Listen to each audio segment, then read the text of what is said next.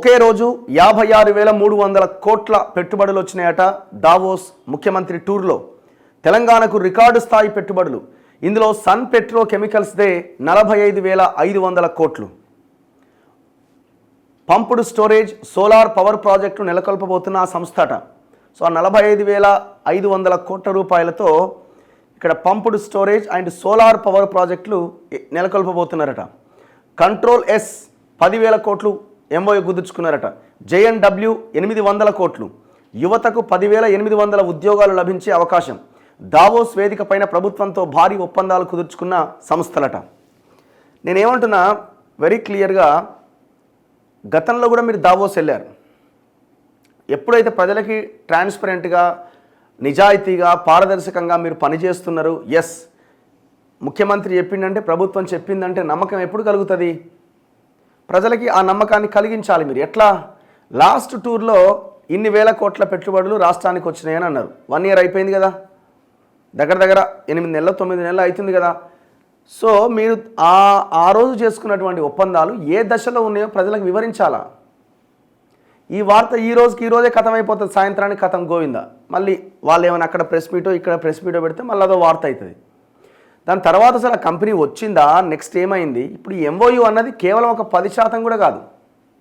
మొత్తం ప్రాసెస్లో కంపెనీని నెలకొల్పి ఉద్యోగాలు ఇచ్చి వాళ్ళంతా వర్క్ స్టార్ట్ చేసే మొత్తం 100 అనుకుంటే అందులో 10% కాదు ఎంఓయూ అన్నది. ఎంఓయూ తర్వాత వాళ్ళు ఇక్కడ రావాలా, చూడాలా, వాళ్ళకి అనుకున్న రాయితీలు వస్తే వాళ్ళు నెలకొల్పుతారు. మళ్ళీ ఆడ భూమి విషయంలోనో ఇంకో విషయంలోనో తేడా వస్తే ఈలోపు వానికి మనసు మారి వేరే రాష్ట్రంలో పెడదామని అనుకుంటే అటుపోతాడు. ఇదంతా చాలా ప్రాసెస్ ఉంటుంది.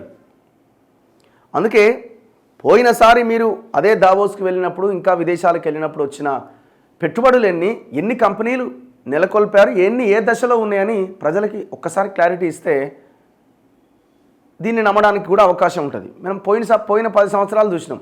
ఓరి అమ్మ ఊమంట అంటే ఊరుకుడు. ఆ కేటీఆర్ ఆడికి పోవడం, అదేదో సినిమాల్లో హీరోలు లేకపోతే ఏదో దిగినట్టు వీడియోలు పెట్టడం, దానికి వెనకాల బ్యాక్గ్రౌండ్ సాంగ్ వేయడం, దాన్ని సోషల్ మీడియాలో ప్రచారం చేయడం. ఇక వచ్చే అని ఏమొచ్చినాయి?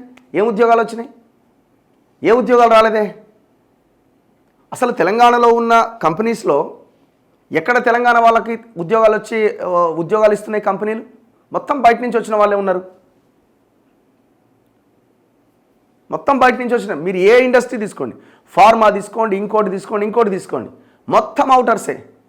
దివీస్ అనే కంపెనీ 400 ఎకరాల్లో తెలంగాణలో ఉన్నది, విస్తరించి చౌటుపల్ ఏరియాల్లో. 1000 మంది అందులో పనిచేస్తారు. ఒక 1000 మందిని చూపించండి తెలంగాణ వాళ్ళని. కొంతమంది ఉంటారు, ఎవరుంటారు? లేబర్ ఉంటారు, కింది స్థాయి లేబర్. పై స్థాయి ఆఫీసర్లో ఉన్న వాళ్ళు ఒక్కరిని చూపించండి, ఒక 10 మందిని చూపించండి తెలంగాణ వాళ్ళని.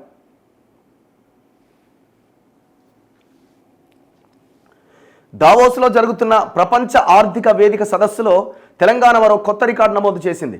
గతంలో ఎన్నడూ లేనంతగా ఒకే రోజు భారీ పెట్టుబడులు సమీకరించింది. బుధవారం ముఖ్యంగా 3 కంపెనీల ద్వారా రాష్ట్రానికి 56,300 కోట్ల పెట్టుబడులకు సంబంధించిన ఒప్పందాలు కుదిరినాయి. వీటి ద్వారా తెలంగాణ యువతకు సుమారు 10,800 ఉద్యోగ అవకాశాలు లభించబోతున్నాయి. దేశంలో ఇంధన రంగంలో పేరొందిన సన్ పెట్రో కెమికల్స్ సంస్థ రాష్ట్రంలో 45,500 కోట్ల పెట్టుబడులకు ఒప్పందం చేసుకుంది. రాష్ట్రంలో భారీ పంపుడు స్టోరేజ్, సోలార్ విద్యుత్ ప్రాజెక్టులను ఏర్పాటు చేయబోతున్నట్టు సంస్థ ప్రకటించింది. అందుకు సంబంధించి రాష్ట్ర ప్రభుత్వంతో అవగాహన ఒప్పందంపై సంతకం చేసింది. సోలార్ అంటే చాలామంది ఔత్సాహిక పారిశ్రామికవేత్తలు అప్పుడప్పుడే స్టార్ట్ చేస్తున్న వాళ్ళు, సోలార్ దీంట్లో ఎక్స్పీరియన్స్ ఉన్న వాళ్ళు పోయిన గవర్నమెంట్ హయాంలో చిన్న ఇవి పెట్టుకొని ప్రాజెక్టులు స్టార్ట్ చేసిరు, అన్నీ మూసేసుకున్నారు.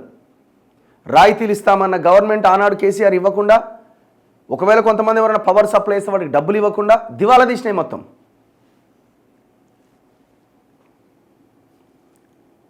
నిన్న నాకు ఎవరో ఫోన్ చేసి మెగా కృష్ణారెడ్డి 15,000 కోట్లు ఇచ్చిందని నిన్న పెద్ద వార్త ఈనాడు ఆన్లైన్లో.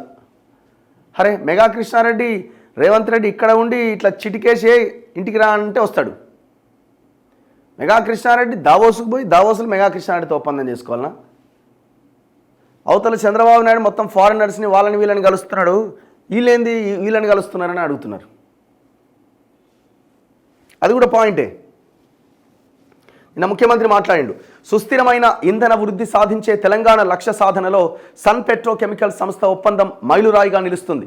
ఈ ఒక్క ఒప్పందంతో తెలంగాణ రైజింగ్ ప్రతినిధి బృందం గత ఏడాది దావోస్లో సాధించిన 40,000 కోట్ల పెట్టుబడుల రికార్డును అధిగమించింది. నేను అదే అంటున్నా. అందుకే ఇప్పుడు ఇదొక్కటే 46,000 కోట్లు వచ్చింది, పోయినసారి అంతకలితే 40,000 కోట్లు వచ్చింది అంటున్నారు. పోయినసారి మీరు తెచ్చిన 40,000 కోట్ల పెట్టుబడుల తాలూకా పురోగతి ఏంటో ప్రజలకు ఒక్కసారి వివరించే ప్రయత్నం చేయండి. మేమే స్టేట్మెంట్ ఇవ్వట్లే, మీరు ఏం చేయలేదని. అదే ప్రజల ముందు పెట్టండి అని అడుగుతున్నాం. ఐటీ, ఫార్మాతో పాటు అన్ని రంగాల పరిశ్రమలు తెలంగాణలో పెట్టుబడులకు ఆసక్తి ప్రదర్శిస్తున్నాయి. రాష్ట్రంలో మానవ రహిత ఏరియల్ సిస్టమ్స్ తయారీ యూనిట్ ఏర్పాటు ఒప్పందంతో రక్షణ రంగంలో కీలక ఆవిష్కరణలు సాధ్యపడతాయి. డ్రోన్ టెక్నాలజీకి తెలంగాణ ప్రధాన కేంద్రంగా మారుతుంది. ముఖ్యమంత్రి రేవంత్ రెడ్డి. ఇందులో ఎవరెవరు ఉన్నారు? ఇడా ముఖ్యమంత్రి, ఆయన సన్ పెట్రో సంస్థ ఎండి అట దిలీప్, మంత్రి శ్రీధర్ బాబు, ఐఏఎస్ జయేష్ రంజన్. ఇదే జయేష్ రంజన్ కేటీఆర్తో కలిసి మొత్తం ముంచవతల పడేసారు తెలంగాణలో ఉన్న భూములు మొత్తాన్ని. మనోడు అన్ని డిమాండ్ మేరకు సప్లై చేస్తూ ఉంటాడు. ఎవరు? మనోడు జయేష్ రంజన్. డిమాండ్ సప్లై అన్నిటికీ. మరి ఇప్పుడు ఈయన పక్క నుండి ఏం చేస్తున్నా మరి దేవునికి తెలవాలి.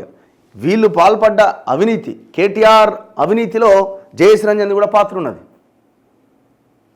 ఒక నవీన్ మిట్టల్, ఒక జయేష్ రంజన్, ఒక రజత్ కుమార్, ఒక సోమేష్ కుమార్, ఇదంతా ఒక బ్యాచ్. ఇదే జయేష్ రంజన్ మీద కూడా గతంలో రేవంత్ రెడ్డి ఎన్నో ప్రెస్ మీట్లు పెట్టిండు. ఐఏఎస్ల గురించి మాట్లాడేటప్పుడు ఈయన గురించి కూడా మాట్లాడిండు.